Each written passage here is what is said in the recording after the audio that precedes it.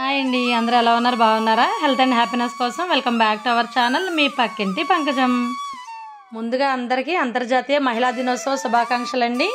ఈరోజు వీడియోలో నేను ప్రతిసారి చెప్పినట్టుగానే రోజంతా పనులు చేసుకుంటూ రెస్ట్ లేకుండా హెల్త్ అండ్ హ్యాపీనెస్గా నిజంగా ఉంటానా అని మీలో చాలామందికి డౌట్ రావచ్చు. దానికోసం ఉదయం నుండి రాత్రి వరకు నేను నా సంతోషం కోసం, ఆరోగ్యం కోసం నా అలవాట్లు, అభిరుచులు ఎలా ఉంటాయో ఈరోజు వీడియోలో చూసేద్దామా?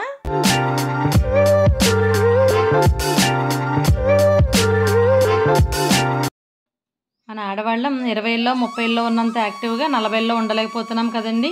కానీ ఇప్పుడున్న పరిస్థితులను బట్టి చిన్న చిన్న ఫ్యామిలీస్ అయిపోయి ఇంకా 40లో కూడా రాకుండానే ఆడవాళ్ళకు కూడా కుటుంబంలో బరువు బాధ్యతలు అన్నీ కూడా ఎక్కువ అవడం వల్ల సంతోషం అనేది తగ్గిపోయి హెల్త్ ప్రాబ్లమ్స్ కూడా వస్తూ ఉంటాయి. ఇలా అన్నింటినీ మేనేజ్ చేసుకుంటూ కుటుంబాన్ని నడపడం అనేది మన ఆడవాళ్ళకి పెద్ద టాస్కే. మనం హెల్తీగా హ్యాపీగా ఉంటేనే ఫ్యామిలీలో అందరినీ కూడా హ్యాపీగా ఉంచగలుగుతాం అనేది నా అభిప్రాయం. అందుకోసం నేను నా మార్నింగ్ని ఇలా హెల్తీగా స్టార్ట్ చేస్తాను. మాకు విశాలమైన ఇల్లు, పొలాలు, తోటలు అలాంటివి ఏమీ లేకపోయినా ఈ కాంక్రీట్ జంగిల్లో మాకు ఉన్న చిన్న ఇంటిపైనే ఇలా కొద్దిగా టెర్రస్ గార్డెన్ లాగా మొక్కలు పెంచుకుంటూ ఉంటాను. అలా ఉదయమే కాసేపు మేడపైకి వచ్చి సూర్యోదయాన్ని ఆస్వాదిస్తూ నా డైలీ రొటీన్ స్టార్ట్ చేస్తాను. నేను 40లోకి రాగానే అడుగు పెట్టగానే నాకు బాడీ వీక్ అవుతుందని నాకు తెలుస్తుందండి. ప్రస్తుతానికి షుగరు, బీపీలు లాంటివి ఏమీ కూడా హెల్త్ ప్రాబ్లమ్స్ అయితే ఏమీ లేవండి. కొంచెం వెయిట్ పెరగడం వల్ల ఇదివరకు ఉన్నంత ఫిట్గా ఉండలేకపోతున్నాను, స్పీడ్గా పనులు అవి చేసుకోలేకపోతున్నాను, కొంచెం ఎక్కువ బరువులు ఎత్తలేకపోతున్నాను. డైట్ ఎంత కంట్రోల్ చేసినా ఒంటికి ఎక్సర్సైజ్ లాంటివి కూడా ఉండాలి అని న్యూ ఇయర్ నుండి వచ్చిన దగ్గర నుంచి జిమ్కి వెళ్ళాలా, బయట యోగా క్లాస్కి వెళ్ళాలా, వాకింగ్కి వెళ్ళాలా అని ఇలా ఏం చేయాలి అని ఆలోచిస్తూ ఈ 2024 ఉమెన్స్ డే కల్లా ఒక మంచి నిర్ణయం తీసుకోవాలి అని మార్చి నెల రాగానే ఆన్లైన్ యోగా క్లాస్లో జాయిన్ అయ్యాను. ఈ ఆన్లైన్ యోగా క్లాస్లో యోగాసనాలు, సూర్య నమస్కారాలు, మెడిటేషన్ లాంటివి నేర్పిస్తారు. యోగా అనగానే చాలామంది బోరింగ్గా ఫీల్ అవుతారు. అలా ఏమీ లేదండి, ప్రతిరోజు కూడా చాలా యాక్టివ్గా జరుగుతాయి క్లాసులు. నేను జాయిన్ అయిన వారం రోజుల్లోనే నా మెంటల్ హ్యాపీనెస్ చాలా బాగా పెరిగింది. ఎంత పని చేసుకుంటున్నా మైండ్, బాడీ చాలా రిలాక్స్డ్గా ఉంటుంది. 5-6 గంటలు మాత్రమే నిద్రపోతున్నా నీరసం రాకుండా సరిపోతుంది. ఇంతకుముందు ఉదయాన్నే లేవాలంటే చాలా బద్ధకంగా, నీరసంగా ఉండేది. అలా పని కట్టుకుని జిమ్కో, వాకింగ్కో మనం బయటికి వెళ్ళే పని లేకుండా ఇంట్లోనే ఇలాగా యోగా క్లాస్ వల్ల చక్కగా ఆరోగ్యాన్ని పెంచుకుంటున్నాను అని ఒక మంచి ఫీలింగ్ అయితే కలిగింది. అలా ఉదయం 6 నుంచి 7 గంటల వరకు ఒక గంట సేపు మేడపైన మొక్కల మధ్యన చల్లని వాతావరణంలో ఫ్రెష్ ఎయిర్ పీల్చుకుంటూ యోగా క్లాస్ చేసిన తర్వాత కిందకి వచ్చి ఒక అరగంటలో పని వంట చేసేసుకుని ఏదైనా ఒక మంచి హెల్తీ జ్యూస్ ఒకటి తాగుతాను. నాకు కాఫీ, టీలు అలవాట్లు లేవని చెప్పాను కదండి. చలికాలం అయితే ఇంట్లో ఉండే ఏదో ఒక ఆకులతోనే చేసుకున్న గ్రీన్ టీ లాంటివి తాగేస్తాను. సమ్మర్ వచ్చేస్తుంది కదా, ఎక్కువగా వెజిటబుల్ జ్యూస్లు, ఫ్రూట్ జ్యూస్లు లాంటివి తాగుతాను. అలా రోజు పొద్దున్నే ఒక గ్లాస్ జ్యూస్ తాగితే ఎన్నో బెనిఫిట్స్ ఉంటాయి. అలా జ్యూస్ చేసుకోవడం కోసం చిన్న జ్యూస్ జార్ ఒకటి మార్కెట్ నుంచి తెచ్చుకున్నాను. ఇలాంటి జ్యూస్ జార్లు అమెజాన్, మీషోలో కూడా ఉన్నాయండి. కానీ చాలా రేటు ఎక్కువగా ఉన్నాయి. బయట మార్కెట్లోనే తక్కువ రేటుకి వచ్చిందని కొన్నాను. మామూలు మిక్సీ జార్లు మూతలు పాడయ్యి జ్యూస్ బయటికి వచ్చేస్తుందని ఈ బుల్లెట్ మిక్సీ జార్ కొన్నాను. చాలా బాగుందండి, మంచిగా జ్యూస్ అయిపోయింది. అలా ఈరోజు జ్యూస్ కోసం ఒక పెద్ద క్యారెట్, చిన్న సొరకాయ ముక్క ఒకటి, టమాటా ముక్కలు వేసి కొద్దిగా నీళ్లు పోసి మెత్తగా గ్రైండ్ చేసి వడకట్టేసుకోవడమే. ఈ రోజుల్లో సర్వసాధారణంగా 80% మహిళల్లో చాలామందికి రక్తహీనత ఉంటుంది కదండి. ఇలాగా రోజు 1-2 గ్లాసులు ఫ్రూట్ జ్యూస్ కానీ, వెజిటబుల్ జ్యూస్ కానీ తాగడం వల్ల చాలా బెనిఫిట్స్ ఉంటాయండి. మనం రోజు తినే ఫుడ్లో ఉండే ఐరన్ మన ఒంటికి పట్టి ఒంట్లో బ్లడ్ కౌంట్ అమాంతం పెరగాలి అంటే ఇలా సి విటమిన్ ఎక్కువగా ఉండే జ్యూస్ని ప్రతిరోజు తప్పకుండా తాగాలండి మన ఆడవాళ్ళు. ఇలా ఈ జ్యూస్ని వట్టిగా తాగినా సరే చాలా బాగుంటుందండి. తాగలేని వాళ్ళు కొంచెం హనీ లెమన్ వేసుకుని తాగొచ్చు. పిల్లలాంటి వాళ్ళకైతే కొంచెం సబ్జాలు నానబెట్టి అవి కూడా వేసి ఇస్తే సరదా పడుతూ పిల్లలు చక్కగా తాగేస్తారు. ఇంకా ఈ వెజిటబుల్ జ్యూస్ వల్ల స్కిన్ హెల్త్ కూడా చాలా బాగుంటుందండి. పిగ్మెంటేషన్, యాక్నే లాంటి సమస్యలన్నీ కూడా రాకుండా కాపాడుతుంది. ఆల్రెడీ వచ్చిన వాళ్ళకు కూడా యాక్నే, పిగ్మెంటేషన్, పింపుల్స్ లాంటివి చాలా బాగా తగ్గుతాయి. ఈ విటమిన్ సి జ్యూసు స్కిన్కి న్యాచురల్గా షైనింగ్ ఉంటుంది. మనం పార్లర్స్కి వెళ్ళి వేలకు వేలు పోసి స్కిన్ ట్రీట్మెంట్స్లు చేయించుకునే బదులు ఇలా ఇంట్లోనే ఈజీగా ఇలాంటి జ్యూసులు చేసుకుని స్కిన్ గ్లో పెంచుకోవచ్చు. ఇలా వడకట్టిన జ్యూస్ నుండి తీసేసిన పిప్పిని నేను అస్సలు పారేయనండి. మొక్కల్లో వేస్తే మొక్కలు మంచి బలంగా పెరుగుతాయి. అప్పుడప్పుడు ఈ పిప్పిలోనే కొద్దిగా శనగపిండి కలిపి వంటికి నలుగు పెట్టుకున్నట్లుగా స్క్రబ్లా కూడా పెట్టుకోవచ్చు. కానీ ఈరోజు మాత్రం నేను ఈ పిప్పిని బ్రేక్ఫాస్ట్లోకి వాడేస్తున్నాను. ఈరోజు నేను బ్రేక్ఫాస్ట్కి చపాతీలు చేస్తున్నాను. చపాతీలు చాలా సాఫ్ట్గా వచ్చి మనం కూడా చాలా హెల్తీగా ఉండాలి అంటే పిండి కలిపేటప్పుడు ఇలా చేస్తే చాలా బాగుంటుంది. ఇలా ఒక బౌల్లో 1.5 కప్పు గోధుమ పిండి తీసుకుని సరిపడా సాల్ట్ వేసి ఈ జ్యూస్లను తీసేసిన ఈ పిప్పిని కూడా వేసేసుకోవాలి. తర్వాత ఏదైనా ఒక కట్ట ఆకుకూర శుభ్రంగా కడిగి సన్నగా కట్ చేసుకుని ఈ చపాతీ పిండిలోని వేసి కలిపేసుకుంటే చపాతీలు చాలా సాఫ్ట్గా ఉంటాయి. పిల్లలు కూడా చాలా ఇష్టపడి తింటారు. అంత బాగుంటుంది వీటి టేస్ట్. జ్యూస్లోని పిప్పిని కట్ చేసుకున్న పాలకూరని చపాతీ పిండిలో వేసి నీళ్లు పోయకుండా ఒకసారి స్పూన్తోనో చేత్తోనో బాగా కలిపేసి తర్వాత కొద్దిగా నీళ్లు పోసి పిండిని కొంచెం గట్టిగా కలుపుకోవాలి. గట్టిగా ఎందుకంటే ఆకుకూరలోని జ్యూస్ పిప్పిలోని వాటర్ ఉంటుంది కదా, అది బయటకు వచ్చి పిండి లూజ్ అయిపోకుండా అనమాట. అందుకని కొంచెం టైట్గానే పిండిని కలుపుకొని మూత పెట్టి ఒక అరగంట సేపు నానబెట్టుకోవాలి. ఈ చపాతీ పిండి నానేలోపు మధ్యాహ్నం లంచ్లోకి బ్రౌన్ రైస్ని కడిగి పక్కన పెట్టుకుంటాను. ఈ బ్రౌన్ రైస్ ఎంతసేపు నానితే రైస్ అంత బాగుంటుందండి. నేను ఫుల్గా బ్రౌన్ రైస్ ఒకటే వండను, ఒక పావు వంతు వైట్ రైస్ని కలుపుతాను. మా ఇంట్లో అందరికీ రైస్ తినడం ఇలాగే అలవాటు అయిపోయింది. అచ్చంగా బ్రౌన్ రైస్ వండితే కొంచెం వాటర్గా ఉంటుందని కొద్దిగా వైట్ రైస్ కూడా కలుపుతాను. అప్పుడు అన్నం పొడిపొడిలాడుతూ చాలా బాగుంటుంది. ఇలా రైసు శుభ్రంగా కడిగేశాక ఒక గ్లాస్ రైస్కి 2 గ్లాసులు నీళ్లు పోసి మధ్యాహ్నం వచ్చాక వేడివేడిగా తినే ముందు వండుకోవడానికి కుక్కర్ మూత పెట్టేసుకుని పక్కన పెట్టుకుంటాను. తర్వాత మంచి లేత పొట్లకాయ కొన్నానండి. ఆ పొట్లకాయ కూరలోకి 2 గుప్పెళ్ళ పచ్చి శనగపప్పును కూడా నానబెట్టుకుంటున్నాను. పొట్లకాయ శనగపప్పు కూర చాలా బాగుంటుందండి. ఆ రెసిపీ కూడా నెక్స్ట్ చూద్దాము. ఇక బ్రేక్ఫాస్ట్ చపాతీల్లోకి పన్నీర్ బుర్జీని చేస్తున్నానండి. ఈ పన్నీర్ బుర్జీ చపాతీల్లోకి రైస్లోకి కూడా చాలా బాగుంటుంది. ముందుగా ఈ పన్నీర్ బుర్జీ కోసం పన్నీర్ని ఇలాగ స్మాష్ చేసుకోవాలి. ముందు రోజు పాలు విరిగిపోతే దాన్ని పన్నీర్ లాగా తయారు చేశాను. అంతకుముందు బయట కొన్న పన్నీర్ కూడా చిన్న పీసు ఉంటే అది కూడా వేసేసి పన్నీర్ బుర్జీని వండేస్తాను. మన డైట్లోని రెగ్యులర్గా పన్నీర్ని తీసుకోవడం వల్ల చాలా హెల్త్ బెనిఫిట్స్ ఉంటాయండి. పన్నీర్లో ఎక్కువ కాల్షియంతో పాటు విటమిన్ డి కూడా ఉంటుంది. మన బోన్ ఫార్మేషన్కి మంచిగా హెల్ప్ చేస్తుంది పన్నీరు. వారంలో ఒక్కసారైనా ఏదో ఒక రూపంలో తింటే బోన్స్ బలంగా తయారయ్యి కీళ్ల నొప్పులు రాకుండా ఉంటాయి. వచ్చిన వాళ్ళకి తగ్గే అవకాశం కూడా ఉంటుంది. ఈ పన్నీర్ బుర్జీని సింపుల్గా 10 నిమిషాల్లో చేసేసుకోవచ్చండి. స్టవ్ వెలిగించి బాండి పెట్టి 2 స్పూన్స్ ఆయిల్ వేసి కొద్దిగా జీలకర్ర వేసి వేగిన తర్వాత సన్నగా తరిగి పెట్టుకున్న 2 ఉల్లిపాయ ముక్కలు వేసి ఎర్రగా వేగే వరకు బాగా వేయించుకోవాలి. తర్వాత 1 స్పూను ఫ్రెష్ అల్లం వెల్లుల్లి పేస్టు, కొద్దిగా ధనియాల పొడి, కొద్దిగా జీలకర్ర పొడి, కొంచెం గరం మసాలా పౌడరు, సరిపడా కారం, సరిపడా సాల్ట్ వేసి కొద్దిగా పసుపు కూడా వేసి వీటన్నిటిని కూడా బాగా వేయించుకోవాలి. ఇవన్నీ కూడా వేగిపోయిన తర్వాత సన్నగా తరిగి పెట్టుకున్న 2 టమోటా ముక్కలు కూడా వేసి వేయించుకుని కొద్దిగా నీళ్లు పోసి బాగా ఉడికించుకోవాలి మూత పెట్టేసుకుని. ఈలోగా చపాతీ పిండి ఇలా సాఫ్ట్గా నానిపోతుందండి. ఒకసారి మళ్ళీ ముద్దని బాగా మ్యాష్ చేసి ఇలా ఈక్వల్ పార్ట్స్ లాగా కట్ చేసుకుని రౌండ్గా చపాతీలా చేసేసుకుంటాను. ఇలా టమాటాలు కూడా మెత్తగా మగ్గిన తర్వాత స్మాష్ చేసుకున్న పన్నీర్ని ఇందులో వేసేసుకుని బాగా కలుపుకోవాలి. కొంచెం పెద్ద ముక్కల్లాగా ఉంటేనే బాగుంటుంది పన్నీరు. మీరు కూడా ఈ పన్నీర్ బుర్జీ చేస్తారా? చేస్తే కామెంట్ పెట్టండి. ఈ పన్నీర్ అంతా ఉడికి వాటర్ అంతా అబ్జర్వ్ చేసుకుని ఇలా ఫ్రై అయిపోయాక సన్నగా తరిగిన ఫ్రెష్ కొత్తిమీర వేసుకుంటే పన్నీర్ బుర్జీ రెడీ అయిపోయినట్టే. చపాతీల్లోకి చాలా టేస్టీగా ఉంటుంది. ఇక చేసి పెట్టుకున్న చపాతీలు కూడా ఇలా కాల్ చేసుకుని పన్నీర్ బుర్జీతో మా healthy and tasty breakfast ready. ఇక మధ్యాహ్నం వంట చేయడానికి షాప్ దగ్గర నుంచి వచ్చేసరికి పొట్లకాయ ఫ్రై కోసం నానబెట్టిన శనగపప్పు చక్కగా నానిపోయి కూర వండుకోవడానికి రెడీగా ఉందండి. పొట్లకాయలు చూడండి చాలా లేతగా ఉన్నాయి. ఈ కొబ్బరి వేసి ఫ్రై ఎలా చేస్తానో రెసిపీ చూద్దాము. ఇలా నానబెట్టుకున్న శనగపప్పుని కుక్కర్లో వేసి 1 గ్లాస్ నీళ్లు పోసి ఒక 2 విజిల్స్తో ఉడికించుకోవాలండి. చక్కగా ఉడికిపోతుంది. ఒక స్టవ్ మీద పొద్దున్న కడిగి నానబెట్టుకున్న బ్రౌన్ రైస్ని, ఇంకొక స్టవ్ మీద కూర కోసం శనగపప్పుని 2 కుక్కర్లో పెట్టుకుని విజిల్స్ వచ్చేలోపు పొట్లకాయని కట్ చేసుకుంటున్నాను. అప్పుడే సమ్మర్ వచ్చేసినట్టు వాతావరణం కూడా చాలా మారిపోయింది కదండి. అప్పుడే ఎండలు స్టార్ట్ అయిపోయాయి, చెమటలు పట్టేస్తున్నాయి, పగలు అసలు బయటకు వెళ్ళలేకపోతున్నాము. ఎప్పుడు మనకి నచ్చిన ఫుడ్డే కాకుండా ఏ సీజన్లో పండే ఆ సీజన్లో కూరగాయలు పళ్ళు మనం రెగ్యులర్గా తింటూ ఉంటే కనుక ఆ సీజన్లో మనకి హెల్త్ ప్రాబ్లమ్స్ ఫేస్ చేయకుండా ఉంటామట. అలా ఈ సమ్మర్లో పొట్లకాయలు, సొరకాయలు, పుచ్చకాయలు, కర్బూజా లాంటివి ఎక్కువ పండుతూ ఉంటాయి కదా, అవే చౌకగా దొరుకుతూ ఉంటాయి. అలాంటి కాయగూరలు పళ్ళు మనం ఎక్కువగా తీసుకుంటూ ఉండాలి. అలా నేను సీజనల్గా వచ్చే కాయగూరలు ఎక్కువగా వండటానికే ప్రిఫరెన్స్ ఇస్తానండి. ఈ పొట్లకాయ కూర చాలా టేస్టీగా ఉంటుంది. ఇప్పటి వరకు ఈ రెసిపీ తెలియని వాళ్ళు కూడా ఒకసారి తప్పకుండా ట్రై చేసి టేస్ట్ ఎలా ఉందో నాకు తప్పకుండా కామెంట్ పెట్టండి.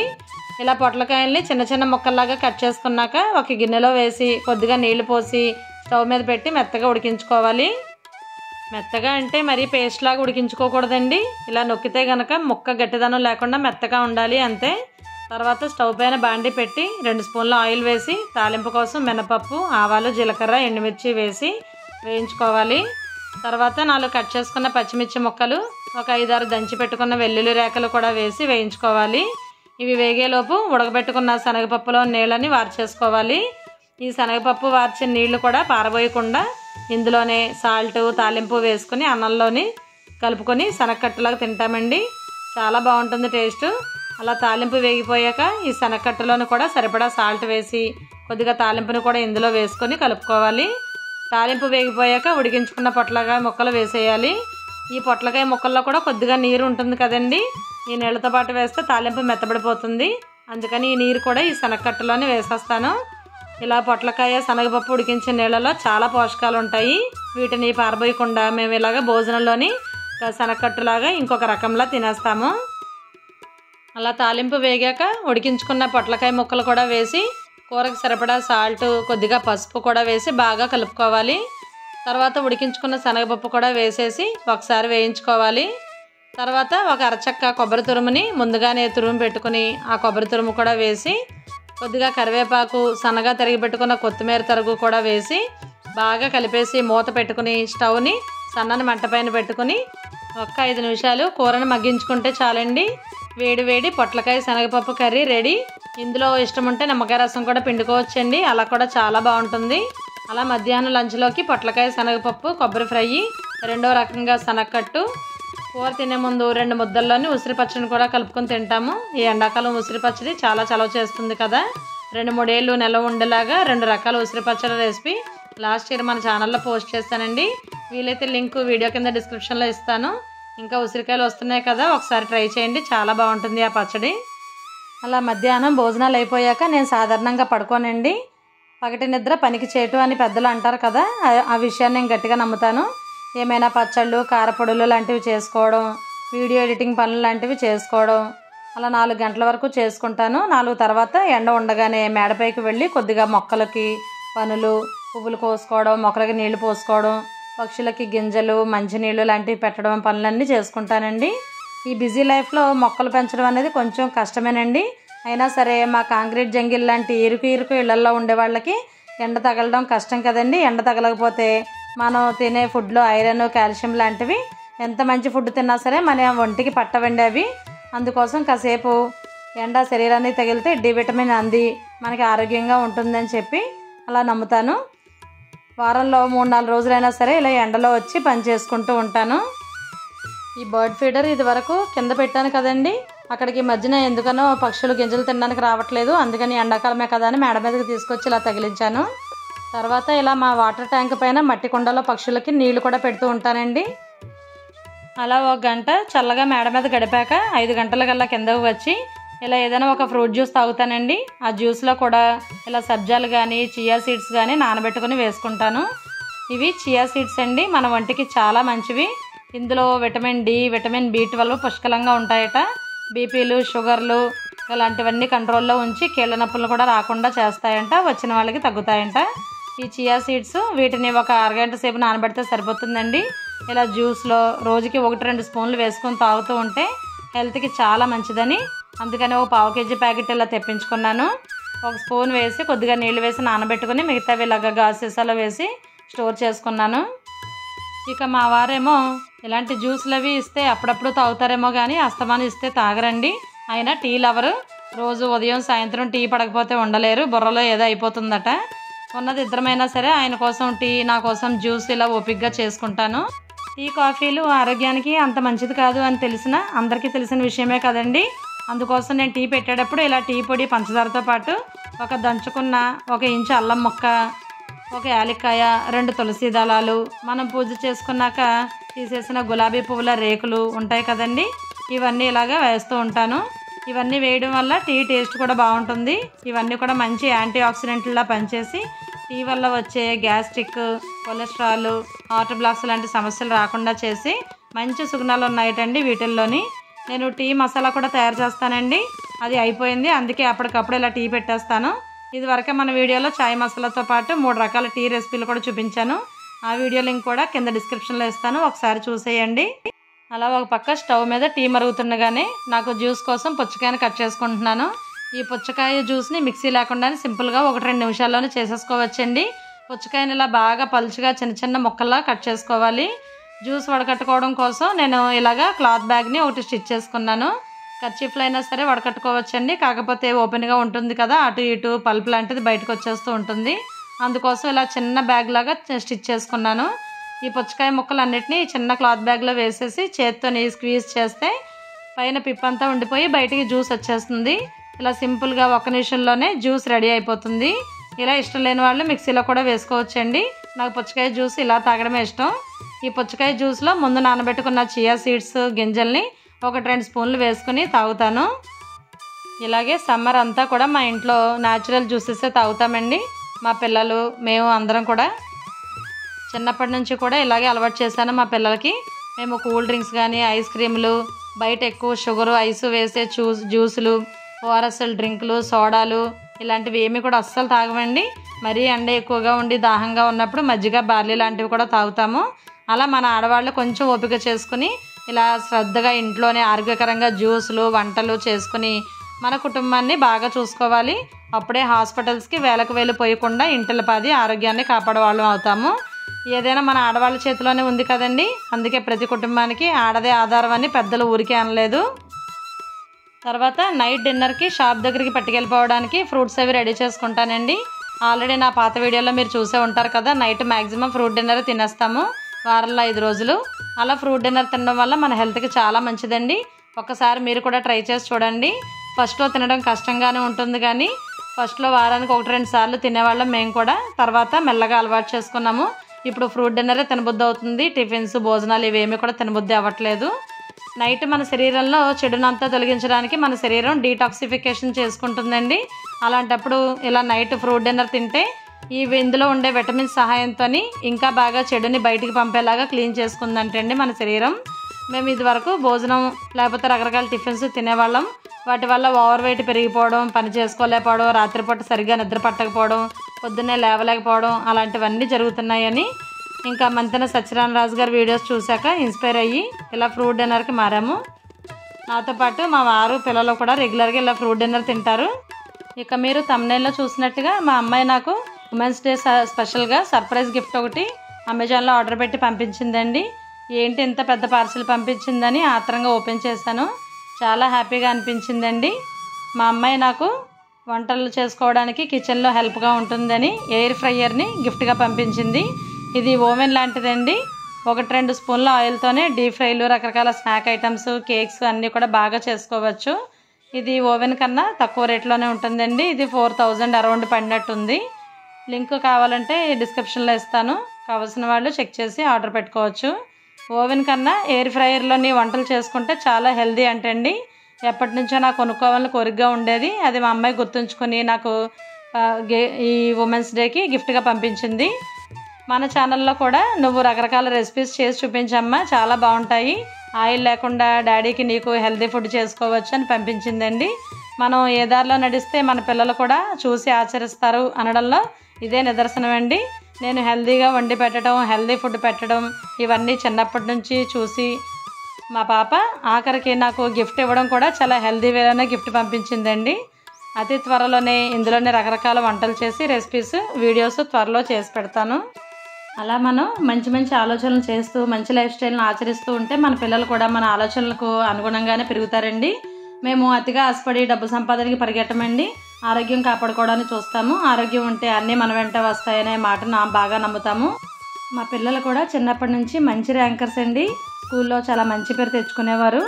మా పిల్లలిద్దరూ కూడా బీటెక్లోని గవర్నమెంట్ యూనివర్సిటీల్లోనే ఫ్రీ సీట్స్ సాధించి మాకు ఖర్చు లేకుండానే చదువుకున్నారండి. మా పిల్లల్ని చూసి మేము చాలా గర్వపడతాము. ఒక మధ్యతరగతి సగటు గృహిణిగా బాధ్యతగా కుటుంబాన్ని నడిపిస్తూ సంతోషంగా ఆనందంగా ఉండడం కన్నా కావాల్సింది ఇంకేముంటుంది చెప్పండి. ఇదేనండి ఈ ఉమెన్స్ డేకి నా స్పెషల్ వీడియో. మీకు ఏమాత్రం కొంచెమైనా సరే మీకు నచ్చినా, ఉపయోగపడింది అని అనిపించినా తప్పకుండా వీడియోని లైక్ చేసి మీ ఫ్యామిలీస్కి, ఫ్రెండ్స్కి షేర్ చేసి కొత్తగా మన వీడియోస్ చూసేవాళ్ళు తప్పకుండా సబ్స్క్రైబ్ చేయండి. ఇంకొక మంచి వీడియోతో మళ్ళీ కలుద్దాం. అంతవరకు సెలవు. నమస్తే.